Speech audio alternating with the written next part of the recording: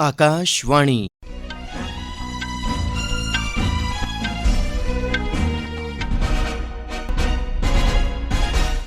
खबरां विजय बजाज कोला। सूरज सरबंधी गतिविधियें दा पता लाने लेई भारत दा पहला अंतरिक्ष मिशन आदित्य L1 अज्ज दिनै 11:50 पर श्रीहरिकोटा थमां प्रक्षेपित कीता जाग। प्रधानमंत्री नरेंद्र मोदी होरें UPI पासेआ जंदे अगस्त म्हीने पैह्ली बारी 10 अरब दे लैन देन दा आंकड़ा पार करी लैने दी उपलब्धि दी सराहना कीती ऐ।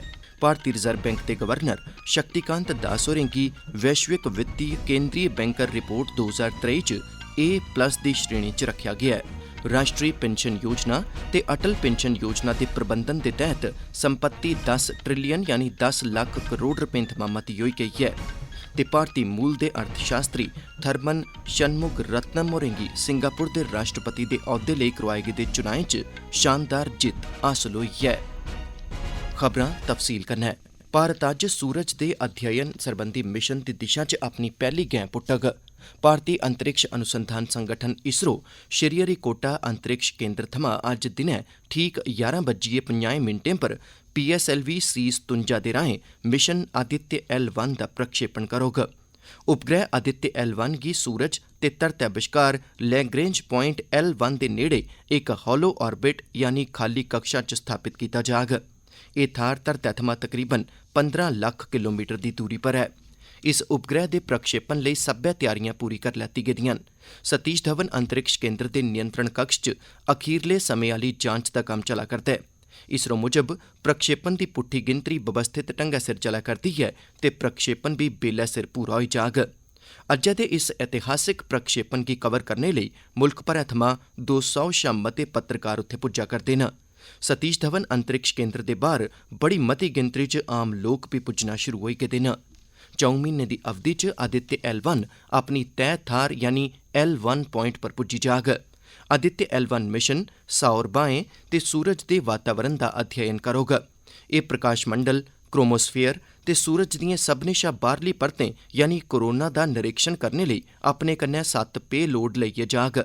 इस मिशन दे कामयाब होने पर इसरो ओकड़ी एजेंसियें च शामल होई जाग जिनें सूरज सरबंधी गतिविधियें दा पता लाने आस्तै मिशन चलाए न। इनें एजेंसियें च नासा, यूरोपी अंतरिक्ष agency, Japan aerospace exploration agency ते चीन दी विज्ञान अकैडमी शामल न। तुरत भुगतान प्रणाली यूनाइटेड पेमेंट्स इंटरफेस यानी UPI ने अगस्त 2023 दे म्हीने च पैह्ली बारी 10 अरब दे लैन देन दा आंकड़ा पार करी लैता ऐ। प्रधानमंत्री नरेंद्र मोदी होरें इस उपलब्धि दी सराहना कीती ऐ। भारतीय राष्ट्री भुगतान निगम NPCI पासेआ सोशल मीडिया पर पाई गेदी इक पोस्ट दे परते च प्रधानमंत्री होरें इसी इक बड्डी ते गैर मामूली खबर करार दित्ता ऐ। उनें आखेआ जे एह् भारत दे लोकें पासेआ डिजिटल तरक्की गी स्वीकार करने दा सबूत ऐ। प्रधानमंत्री होरें मेद जाह्र कीती ऐ जे भविक्ख च बी डिजिटल प्रणाली दा चलन बरोबर जारी रौह्ग। NPCI थमां हासल आंकड़े दर्शांदे न जे जंदे अगस्त दे म्हीने 15 अरब दा लैन देन दर्ज कीता गेआ ऐ। एह्दे शा पैह्ले जुलाई च UPI लैन देन दा आंकड़ा 996 करोड़ 4 लक्ख दर्ज कीता गेआ हा। एह् भुगतान मुक्ख करियै 3 तरीकें फोन पे, गूगल पे ते पेटीएम दे राहें कीता गेआ ऐ। NPCI दे अधिकारियें मुजब भारत 2 रणनीतियें दी पालमा करा करदा ऐ।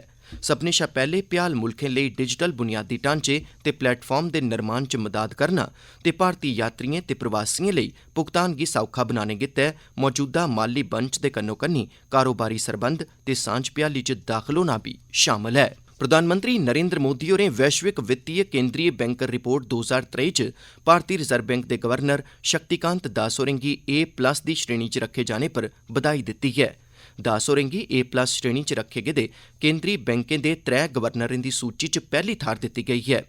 इक संदेस राहें मोदी होरें आखेआ ऐ जे एह् भारत लेई बड़े गै मान्नै आह्ला पल ऐ। एह् आलमी सतह पर भारत दे माली नेतृत्व गी दर्शांदा ऐ। उनें आखेआ जे शक्तिकांत दास हुंदी निष्ठा ते नजरिया मुल्ख गी विकास बाद्दे दी बत्तै पर लेई जाने च बड़ी मजबूती देग। केंद्री खजाना मंत्री निर्मला सीतारमण होरें बी इस उपलब्धि लेई शक्तिकांत दास होरें गी मुबारकबाद दित्ती ऐ। उनें आखेआ जे उंदे नेतृत्व च रिजर्व बैंक सभनें चुनौतियें कन्नै निब्बड़ने च सक्षम होग। एह् खबरां तुस आकाशवाणी परा सुना'रदे ओ। राष्ट्री पेंशन योजना NPS ते अटल पेंशन योजना दे प्रबंधन दे तैह्त संपत्ति 10 ट्रिलियन यानी 10 लक्ख करोड़ रपें थमां मती होई गेई ऐ। पेंशन निधि नियामक ते विकास प्राधिकरण PFRDA ने एक बयान च आखेआ जे इस बेल्लै NPS ते अटल पेंशन योजना दे 6 करोड़ 62 लक्ख थमां मते लाभार्थी न। NPS 1 मई 2009 थमां अपनी मर्जी दे आधार उप्पर हर इक भारती बसनीक लेई उपलब्ध है। अटल पेंशन योजना 1 जून 2015 गी शुरू कीती गेई ही ते एह्दे राहें समाजी सुरक्षा आह्ले कार्यक्रमें बक्खी बड़ा मता ध्यान दित्ता गेआ ऐ। पेंशन ते सेवानिवृत्ति कार्यक्रम गी बढ़ावा देने लेई PFRDA हर ब'रे 1 अक्तूबर गी राष्ट्री पेंशन दिवस आयोजित करदा ऐ। इस पैह्लकदमी राहें रिटायर होने दे बाद भारती बसनीकें गी माली आत्मनिर्भरता हासल करने च मदद थ्होग।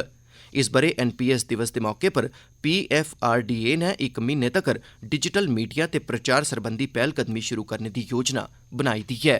भारती मूल दे अर्थशास्त्री ते साबका वरिष्ठ मंत्री थरमन शनमुग रत्नम होरें गी सिंगापुर दे राष्ट्रपति हुंदे चुनां च शानदार जित्त हासल होई ऐ।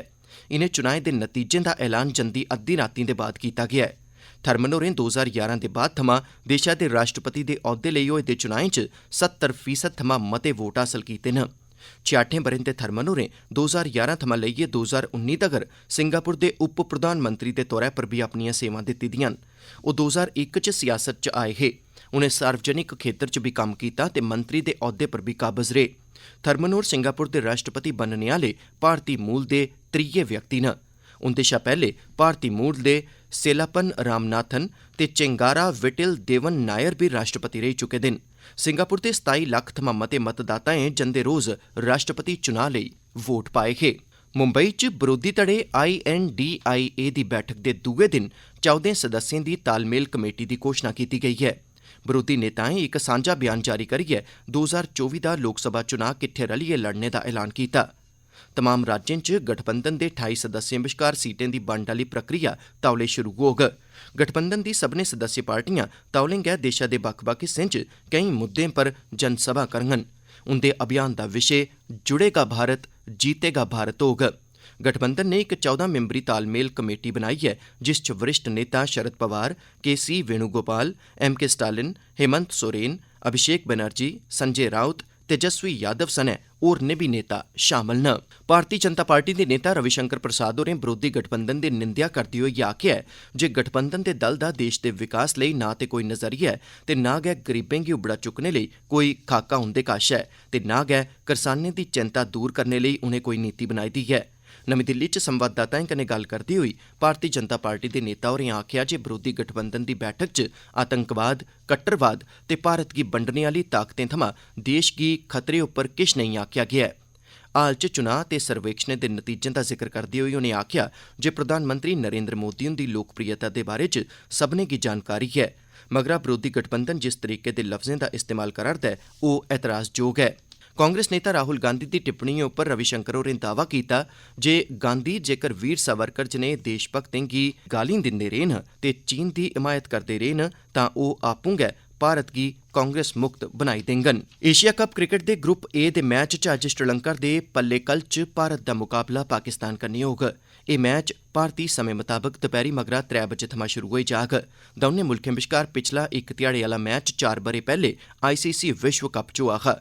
एशिया कप दे अपने पैह्ले मैच च पाकिस्तान ने नेपाल गी हराया ते ओह्दा आत्मविश्वास बड़ा बधे दा ऐ।